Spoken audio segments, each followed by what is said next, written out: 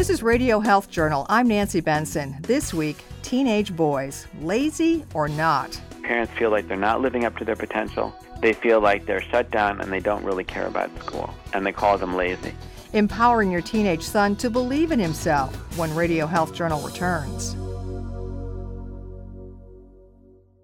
70% of medical decisions are based on the findings of pathologists who also diagnose virtually all cancers. Given the importance of these decisions, the nation's largest and most complex laboratories ensure they're operating at the highest standards through inspection and accreditation by the College of American Pathologists. CAP inspects and accredits laboratories in 19 of the 20 top hospitals in the recent U.S. News & World Report rankings. Dr. Richard Friedberg is the CAP president. The CAP's laboratory accreditation program is internationally recognized as the most rigorous set of standards in laboratory science.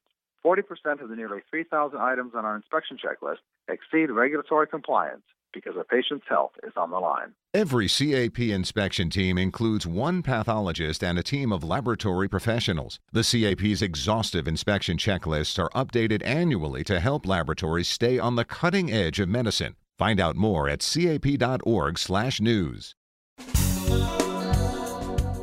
Many teenage boys are often labeled as lazy by their parents because they don't seem to do much of anything. They don't do their homework and they spend too much time online or watching TV. But are these boys really lazy, or is something else going on? So many of the boys I see come to therapy because their parents feel like they're not living up to their potential. They feel like they're shut down and they don't really care about school, and they call them lazy. What I find, though, when I start talking to these boys and when they open up, is that they really do care about school. They really do want to do better, but they're conflicted about it. That's Adam Price, clinical psychologist and author of the new book, He's Not Lazy, Empowering Your Son to Believe in Himself. And they're conflicted about it for many reasons. Part of it is because they're afraid to fail. They're afraid that if they try and fail, it will prove to them and everybody else that they're not good enough. And because there's so much pressure on boys these days. There's pressure on girls, too. There's pressure on kids. There's pressure to get into the top school. There's pressure to get into college. Everybody knows how much college costs right now, how unaffordable it is for many families. And so parents expect their kids to get their money's worth out of college. That includes excellent grades. The average grade point average has increased in the past 20 years.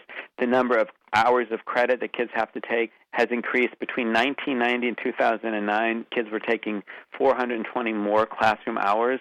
So there are much higher expectations as well. So much of the time these kids are struggling underneath, and they do what they only know how to do as teenage boys, and that's what I call opting out. They avoid, they deal with their anxiety by doing something different, something that doesn't create anxiety, whether it's playing a sport or watching YouTube or getting online, and then the parents feel like they just don't care. So how do you get your son to care? Price says kids learn to truly believe in themselves when they become internally motivated as opposed to externally motivated. Externally driven is do your homework, do it now. This is your assignment, you got to do it, right? Internally motivated is I really want to learn, I want to excel, I want to do more, understand this more. Now, it's really hard to have internal motivation for school because a lot of school, honestly, it's not so interesting. Kids aren't interested in every subject. They're not interested in every teacher. So what I'm trying to do in this book is apply this wealth of research about motivation to teenagers and tailor it to the unique needs of adolescent development. Price describes what he calls the 3 C's of internal motivation: competence, control, and connection. Competence is the belief that you can do something. And if we feel competent at something, then we're going to want to do it more, right? We're going to be more motivated to do it. And so in order to help kids to develop competence, one of the things is to teach them that many kids feel like I can only get so smart. I was born with a certain amount of smarts, and if I try and I fail, it's because I've reached my limit, so I'm not going to try that hard. Carol Dweck calls this, she's a psychologist who calls this the fixed mindset. There's also a growth mindset, which is I know I can get smarter. I know I can become a better athlete or a better musician. Maybe not Albert Einstein, Yo-Yo Ma, and LeBron James, but I can do better if I can deal with the anxiety, I can deal with the sense of incompetence that I feel. We have to become more competent at being incompetent. If I can deal with all that, practice learn a new skill, try harder, I'll be able to succeed. So parents can teach kids about this, and they can remind them that you actually can get smarter if you do this. You're not just born with a certain amount of intelligence. The other way to help kids with competence is not to focus on how smart they are, not to focus on their achievements, but to focus on how hard they work on the process. So that's competence. The next C, control, is learned by dealing with consequences. Control has to do with allowing people, if people feel more in control of the outcome of what they're doing, if they feel more in control of the process of how they're doing it, they are going to be more motivated. But kids are kids. They need limits. They can't just be let to their own devices. Bad things will happen when teenagers are let to their own devices. So I talk about structure without control, autonomy with consequences. And so what I mean is that you have to be able to let kids make choices, let them have some freedom, but also let them suffer the consequences of their choices. And a lot of times what we do as parents, and as educators too, I see schools do this, is we let the kids off the hook. We say, yeah, you can stay up late and cram for this exam, but if you're too tired in the morning to go to school, you don't have to go. That's not dealing with the consequences. Parents have to learn the technique of giving a kid choices. You can stay out past your curfew tonight, but it means you'll be grounded next weekend. It's up to you. Most of the kids will choose to come home, but some of them won't, and then the parent has to live with that and then ground them the following weekend. The third C, connection, is all about developing a good relationship with your son, and that means learning how to listen. Which is to hear things from the teenager's perspective. Now, that does not mean you have to agree with them, because chances are you're not going to.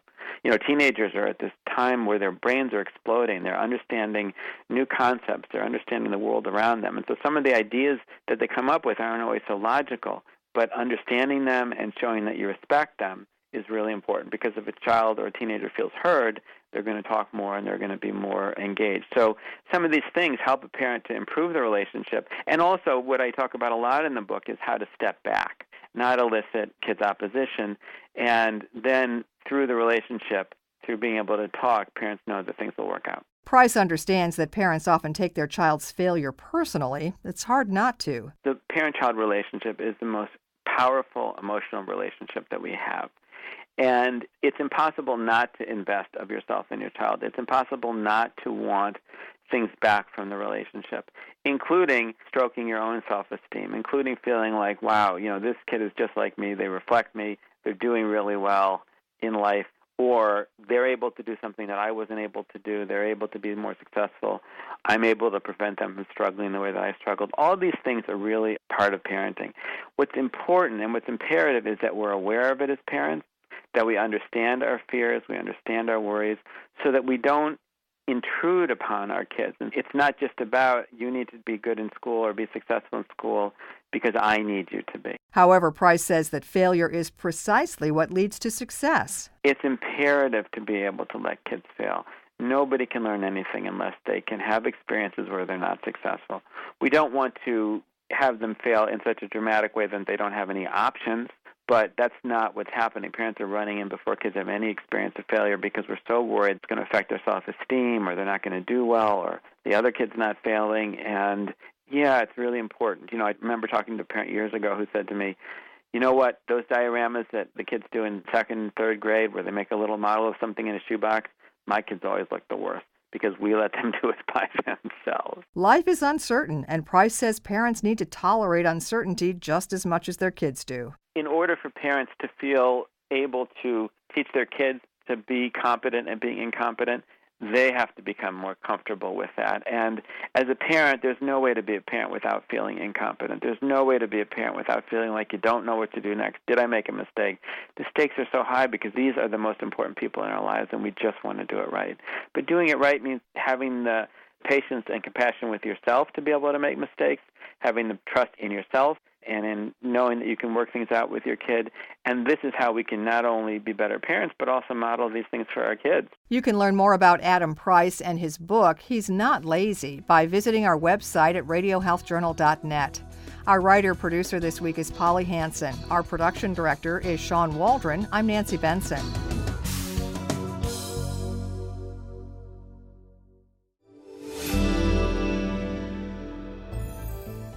Medical notes this week. Getting an Alzheimer's disease diagnosis can be slow, expensive, and not always reliable. But an experimental blood test that can detect different forms of dementia could change that. A study in the Proceedings of the National Academy of Sciences finds that the new test is about 80% accurate and could give doctors a much-needed early diagnosis tool for Alzheimer's. The test could even be used to diagnose brain injuries in football players. However, it'll be 5 to 10 years before the test is ready for clinical use. Women receiving estrogen therapy for osteoporosis may also be staving off gum disease.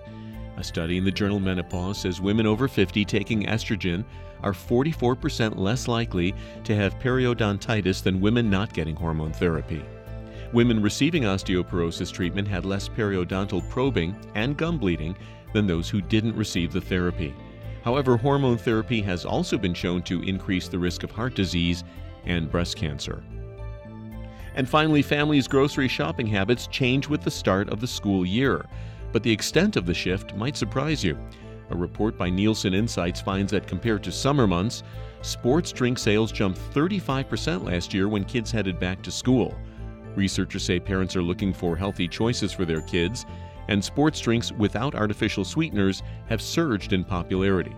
Produce sales also go up sharply at back-to-school time. And that's Medical Notes this week. Thank you for listening to Radio Health Journal, a production of MediaTrax Communications. If you enjoyed this week's show, please leave a review on iTunes or share it with a friend. You can find more Radio Health Journal stories about health, science, and technology on iTunes, Stitcher, and at radiohealthjournal.net.